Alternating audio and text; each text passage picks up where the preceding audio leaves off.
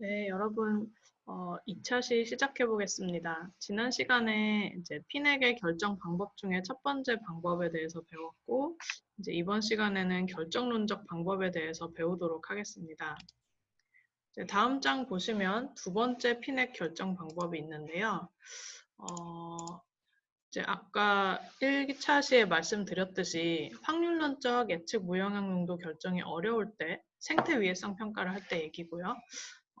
이 결정론적 방법을 쓸 때가 있습니다. 이 방법은 앞서 보여드린 SSD 방식보다 훨씬 간단해요. 독성 자료를 쭉 써머리를 한 다음에 거기다가 안전계수를 적용하는 방식입니다. 안전계수는 그때그때 이제 자료의 가용성에 맞게 설정해서 쓰면 되는 것이고요. 이 방법은 이제 SSD가 가용하지 않던 시절, 그런 방법론을 쓰지 않던 시절에 이제 EPA나 환경부 그리고 유럽에서도 이제 위해성 평가를 위해 권고되는 방법이었습니다. 일단 알아두셔야 하는 것은 이 가정 부분입니다. 저희가 나중에는 결정론적 방법을 써서 아주 쉽게 피넥을 도출하는 것은 문제가 아니지만 그 안전계수를 써서 이렇게 피넥을 도출한다는 것은 이런 가정 하에 저희가 하고 있는 것이기 때문에 이 가정이 만약에 이제 충족이 되지 않는다면 이걸로 도출한 피넥 값도 어느 정도 문제가 있을 수는 있다. 이런 것들을 알아두시면 좋을 것 같습니다. 일단 첫 번째 가정은 모든 화학물질의 급성, 그 다음에 만성 독성 결과 사이에는 일정한 차이가 있다는 겁니다. 이제 acute to chronic ratio라고 해서 ACR이라고 제가 적어뒀는데 이 ACR 값이 정해져 있다는 거죠. 이게 뭐 낮은 농도에서는 ACR이 얼마, 뭐 높은 농도에서는 ACR이 얼마 이런 것도 아니고 그냥 무조건 모든 노출 농도에서 급성에 대한 독성 값이 10이라면 그리고 급성과 만성 사이의 비율이 또 10이라면 만성값은 이 급성값 10에다가 10을 나눈 1이 됩니다.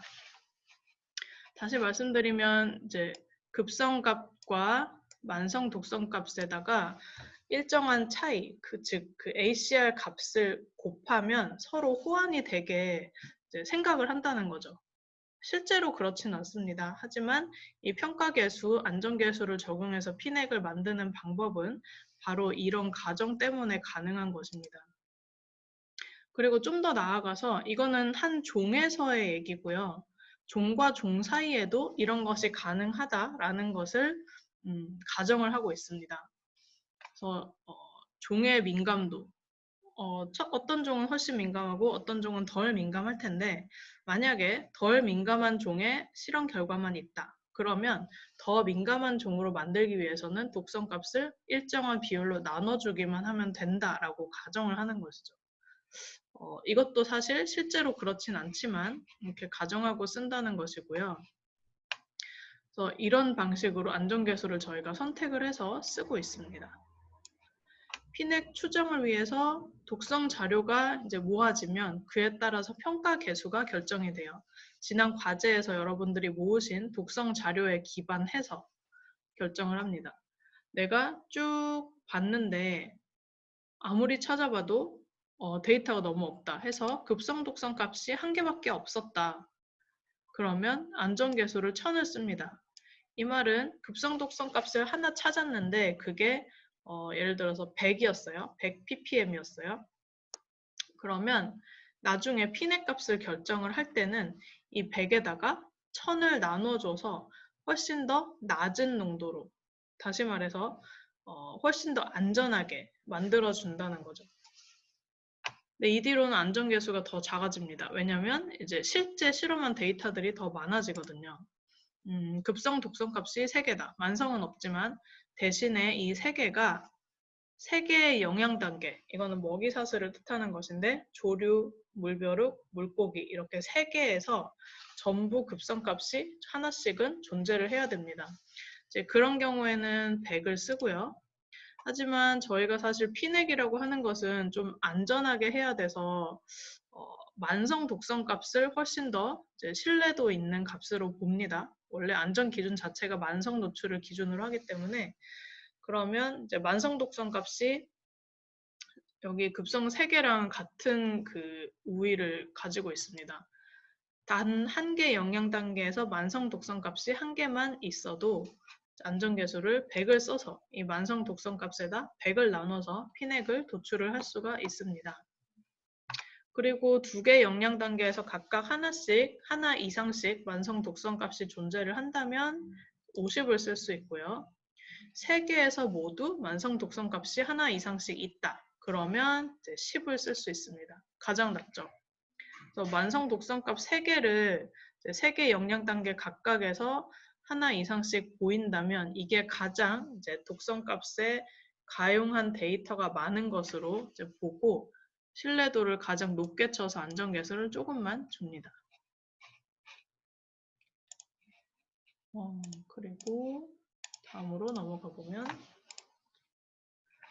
네, 이번에도 이제 사례가 있는데요. 이거는 지난 시간에도 보여드렸던 것이긴 한데, 2차 시에 보여드렸던 것이죠. 여기도 보시면 이 논문은 사실은 실험 논문이기는 해요. 디클로페낙이라고 해서 아마 항생제류인 것 같고 최근에는 뭐 그 잎 살균할 때 쓰는 것의 주 성분으로 써 있는 것도 봤습니다. 디클로페낙을 벼룩 그리고 물고기에 물벼룩과 물고기에 노출을 시켜서 이제 실험 결과를 도출한 것입니다. 그리고 크로닉 익스포저 만성 노출 실험을 했어요. 근데 거기서 그치지 않고 이 논문은 기존의 다른 연구에서 이렇게 보여주는 값들을 전부 모았습니다. 자기 실험 전에 나온 모든 것을 다 해서 뭐 박테리움, 로티퍼, 물벼룩, 물고기, 그다음에 뭐 조류나 등등등 이렇게 전부 다 모아놨죠. 그리고 어큐시랑 크로닉으로 나눴습니다. 그때 독성 값이 이렇게 쭉 있어요. 단위를 통일해서 놔뒀고요. 이제 어큐, 크로닉 쭉 봤는데 데이터 갭 분석은 지금 저희가 뭐 정리를 해봐야 알 수 있는 것이고 여기서 진하게 표시된 이 1이 여러 가지 생물 중에 독성 값을 고려해 봤을 때 가장 낮은 값으로 선택이 됐습니다. 여기 0.5가 하나 있긴 한데 이거는 피쉬 엠브리오이고 아직 깨어나기 전의 것이어서 이것까지 지금 이런 피넷값 설정하는데 써야 되느냐는 좀 논란이 될 수 있어요. 고려는 해볼 수 있지만 그래서 리뷰는 했지만 이 1 값으로 이제 가장 낮은 값 이게 가장 민감한 값 또는 크리티컬 밸류라고 부릅니다. 이 크리티컬 밸류를 정했어요. 그 다음에 이 크리티컬 밸류에다가 안전계수를 나눠서 최종 피넷 값을 산출을 하게 됩니다. 이 부분이 이 생태 위해성 평가의 결정론적 피넷 값 도출에서 가장 중요한 부분이고요. 이거는 논문 부분을 제가 발췌를 한 것인데 이제 3개의 주요 영양 단계, 즉 조류, 데프니아, 피쉬에서 전부 크로닉 톡시시티 밸류가 하나 이상씩은 있었어요. 여기도 리뷰가 되어 있지만 그래서 이런 경우에는 앞에서 이제 만성 독성값 3개가 있으면 10을 쓰면 된다고 했죠. 그래서 여기도 10을 선택을 했습니다. 그러면 이 1에다가 10을 나눠줘서 최종적으로 마지막으로 결정된 피넥은 0.1mg/L가 됩니다. 그래서 이 디클로페낙의 그 피넥 안전 기준, 생태계 안전 기준 피넥을 0.1로 결정을 한 것이고요. 이런 식의 방법이 결정론적으로 피넥을 도출하는 방법입니다. 네, 그 다음 여기까지는 저희가 생태 위해성 평가에 대해서 했어요. 이 다음은 인체 위해성 평가에서 저희가 그러면 안전 기준치를 어떻게 도출할 것인가입니다.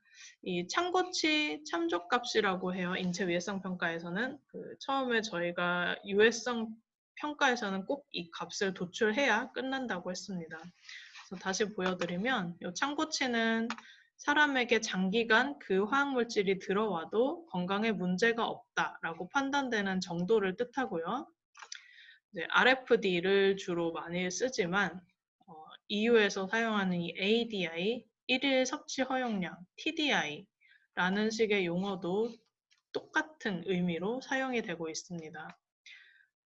어떤 경우는 데이터가 이제 1일 노출, 만성 노출이 없어서 주간, 월간 섭취의 허용량을 뭐 쓰기도 하는데 최근에는 거의 다 1일로 바뀐 것 같습니다. 근데 어쨌든 주간 섭취 허용량은 PTWI라는 용어도 쓸 수 있고 레퍼런스 도즈, RFD, TDI, ADI라는 용어는 꼭 기억을 해두셨으면 좋겠습니다. 그럼 이 값은 대체 어떻게 도출을 하느냐? 예, 이런 식으로 도출을 합니다.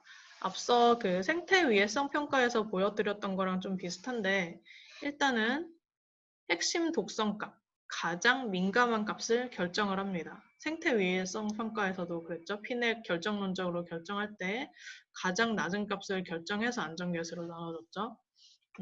인체 위해성 평가도 마찬가지입니다. 일단 독성 자료를 전부 모아서 서머리를 해본 다음에 노아엘이나 로아엘 값으로 이제 정리를 합니다. 왜냐면 아까 그 생태 위해성 평가를 할 때는 물론 뭐 EC50도 있을 수 있고 급성값이니까 노아엘, 로아엘도 있을 수 있는데 결국은 이제 만성값에서 나타나는 로아엘 아니면 그보다 하나 낮은 노아엘 값이 사실은 가장 낮은 크리티컬 밸류가 될 수밖에 없어요. 그래서 이렇게 제가 작성을 했고요. 이제 노아엘이나 로아엘 중에 가장 낮은 농도를 결국은 결정하게 되는데 이 값에다가 불확실성 계수 또는 평가 계수 또는 아까 말씀드린 안전 계수라는 것을 결정을 해서 이렇게 나누어 줘서 결정을 합니다. 이 익스페리멘탈 도즈라는 것이 저희가 독성 자료에서 이제 서치해서 정리했는데 그 중에서 가장 낮은 노아엘 값 정도가 보통은 될 것이고요. 어떤 경우에 뭐 호르몬 이상이 생겼다. 이거를 이제 크리티컬 밸류로 본다라고 판단을 할 수도 있어요. 그러면 노아엘보다 더 낮은 수준에서 호르몬 변화가 생길 수도 있기 때문에 뭐 그런 것도 가능은 합니다. 관찰점이 뭐냐에 따라서 다른데 호르몬 변화를 관찰점으로 썼다면 호르몬 변화에 대한 로아엘 또는 노아엘을 쓸 수도 있겠죠. 네, 그거는 이제 독성 자료를 쭉 모으다 보면 어떤 실험은 치사 영향에 대한 노아엘을 썼고 어떤 실험은 호르몬 영향에 대한 노아엘을 쓰는데 전부 다 섞어서 써도 괜찮습니다. 저희는 치사 영향이던 호르몬 영향이던 뭐 생식 문제든 뇌 발달이든 어떤 것에도 영향을 미치지 않는 농도를 결정하려고 하는 것이기 때문에 관찰점은 상관이 없고요. 관찰점은 꼭 알고는 있어야 되지만 무엇이든 간에 이 크리티컬 밸류로 선택이 될 수가 있습니다. 그리고 이 UF라는 것을 이제 결정을 해서 나눠주게 되는데요. 이것도 이제 선택의 그 기준이 있습니다. 일단 10은 기본적으로 실험에서 사람 안전치를 만들 때는 무조건 나눠주게 되어 있어요. 왜냐하면 사람들의 집단 간에 또 개인의 민감도 차이가 있기 때문에 민감군 보호를 위해서 10을 일단은 나눠줍니다.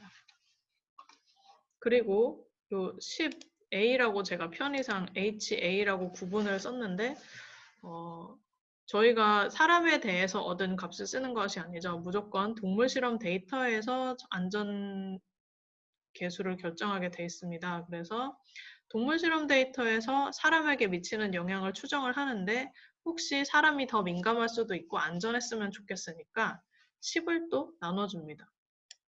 결국 이 두 값은 기본적으로 실험 데이터를 가지고 사람 RFD를 구할 때는 꼭 나눠주게 되어 있는 거죠.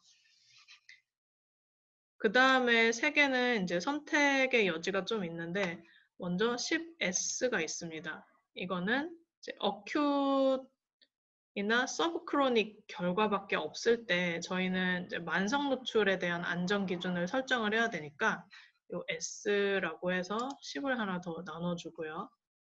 또 이제 10L이란 것도 있습니다.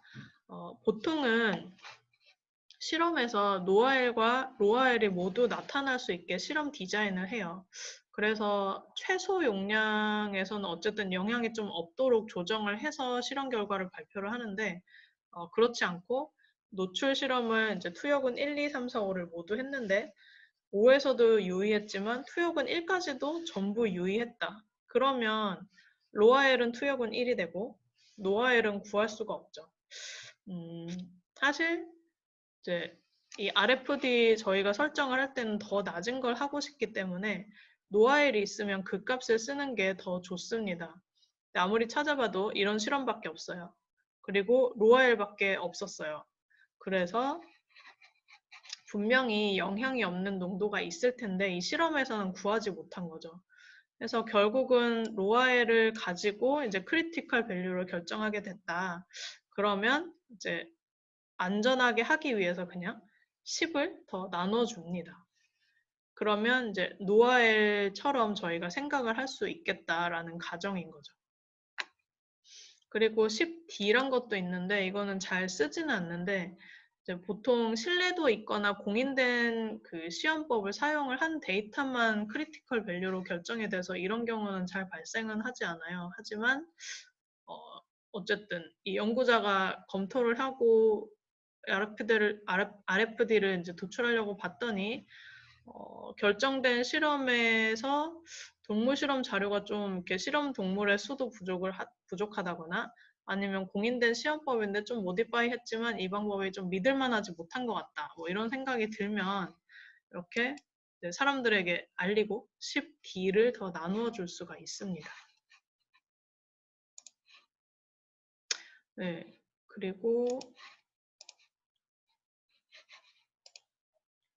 네네. 이 보정계수라는 것을 하나 더 설명을 해드리면 보정계수는 지금 단계에서는 꼭 결정을 해서 보실 필요는 없는데 UF는 반드시 이 기준에 따라서 선택을 하셔야 되고요.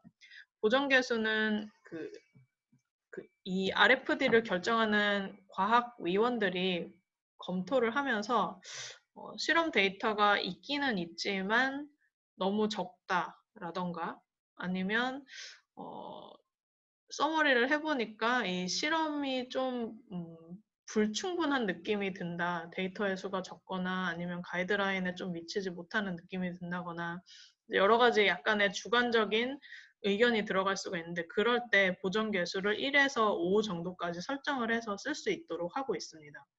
물론 이제 레포트나 논문을 통해서 투명하게 왜 보정 개수를 얼마로 설정했는지 쓰긴 써야 되죠. 그렇게 해서 RFD를 노아일 나누기 불확실성 계수한 다음에 더 나눠줘서 더 낮게 만들어줄 수도 있습니다. 최대한 이제 낮게 만들면 만들수록 사람에게는 안전해지는 것이기 때문에 얼마를 나눠주냐. 그렇다고 무한정 큰 수를 나눠줄 수는 없기 때문에 이 정도의 기준을 가지고 선택해서 나눠준다는 점을 알고 계셔야 됩니다. 그러면 이제 참조값 도출 예시를 보여드리겠습니다. 이제 여러 가지 실험 결과를 쭉 모아봤는데 그 중에 이 실험이 이제 가장 노아엘 또는 로아엘이 낮은 값이었어요. 그렇다고 가정하고 보시기 바랍니다. 크리티컬 밸류를 결정을 했는데 그 실험은 다시 자세히 봤더니 이제 G 실험이었고 용량 대조군 그다음에 1, 5, 25를 경구 투여한 이제 만성 시험이었습니다. 관찰 결과를 봤더니 이제 1을 투여한 투여군에서는 통계적으로 다른 결과가 없었습니다. 그리고 5를 투여한 두 번째 투여군을 보았더니 몸무게가 좀 감소했고 몸무게 전체 대비해서 간이 좀 커졌지만 대조군에 비해서 뭐 그렇게 유의하지는 않았고 그다음에 간의 효소 수준, AST, ALT 같은 간 손상이 되었을 때 세포 밖으로 빠져나오는 효소 같은 것들이 있어요. 네, 그런 것들도 조금 혈중에서 증가는 했지만 대조군이랑 유의하게 다르지 않았습니다. 여기까지 보시면 1과 5를 투여한 투여군은 유의하지 않은 유효 농도가 아닌 거죠. 그래서 1, 5는 유효가 아니고 25는 보니까 유효 농도였습니다. 몸무게가 유의하게 감소했고요. 간 무게도 유의하게 커졌고요. 간 무게도 증가했고요. 간에서 액포가 생기거나 원래는 있어서는 안 되는데 그다음에 간이 커지고 지방간이 생겼고 효소 수준도 이에 따라서 유의하게 증가를 했습니다. 그러면 25는 유효 수준이 됐죠. 이 실험에서 1, 5, 25인데 25만 유효였고 이것이 바로 로아엘이 되겠고요. 1, 5 중에 가장 큰 것이 5니까 이제 이 5가 노아엘이 됩니다. 네, 이렇게 되는 거죠. 그래서 이렇게 봤을 때 저희는 크리티컬 밸류로 결국은 이 5를 선택을 하게 됩니다. 그럼 5에다가 얼마를 나눠줘야 될지 보겠습니다. 이것도 이제 서머리를 어떻게 했느냐에 따라서 다른데, 네, 제가 앞에 요 실험 결과를 보여드릴 때 잘못 말씀드렸네요. G 실험이고 만성이 아니라 급성 실험이었다고 가정을 하겠습니다. 제가 실제로 BPA를 노출시킨 어떤 급성 실험 결과를 여기에 정리를 했었어요. 이제 RFD에 나눠줄 불확실성 계수를 결정을 하면 되는데 불확실성 계수는 아까 10A하고 10H는 꼭 나눠줘야 되는 값이라고 했습니다. 10A는 동물 실험에서 결정된 거니까 그렇고 10H는 사람 간의 민감도를 보호하기 위해서 꼭 써야 된다고 했죠. 그리고 10S는 마지막으로 이제 급성 실험을 만성 결과로 저희가 바꾸려다 보니 필요한 10입니다. 그래서 결국은 불확실성 계수 3개를 선택해서 1000이 되었습니다. 이런 경우에 RFD는 이제 아까 노아엘이 5였죠? 5에다가 1000을 나눠줘서 0.005, 즉 5 마이크로그램 per 킬로그램 데이가 되었습니다. 이 값을 이제 RFD로 이제 설정을 해서 쓸 수 있다는 것이죠. 이런 방식으로 결정을 합니다. 하나 더 말씀을 드리면 간혹 로아엘을 쓰는 경우도 있을 수 있다라고 했었는데요. 이 불확실성 계수를 그런 경우에는 하나 더 추가를 할 수가 있습니다. 이 앞에는 동일한데 L이 하나 추가가 됐어요. 노아엘을 구하지 못해서 로아엘을 쓸 때. 이 실험에서는 물론 노아엘이 있지만 이제 공부를 위해서 없다고 가정을 하고 이런 식으로 선택할 수도 있다는 것을 보여드리려고 예시로 만든 거예요. 그래서 불확실성 계수는 일단 만이 되었죠. 이렇게 4개를 선택해서 총 만을 나눠주게 됩니다.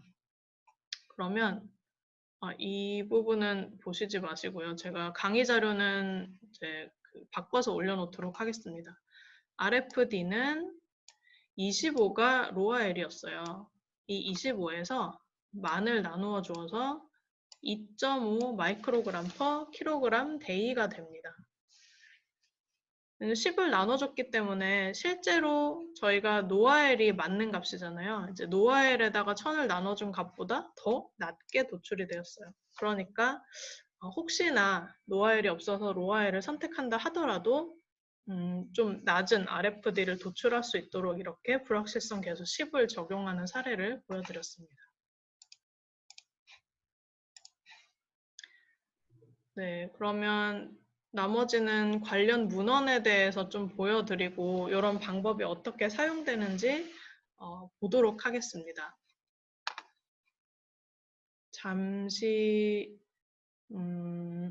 강의실을 더 길게 사용을 할 수가 없어서 이제 이어서 이제 영상 하나를 더 만들고 2차 시 마무리하도록 하겠습니다.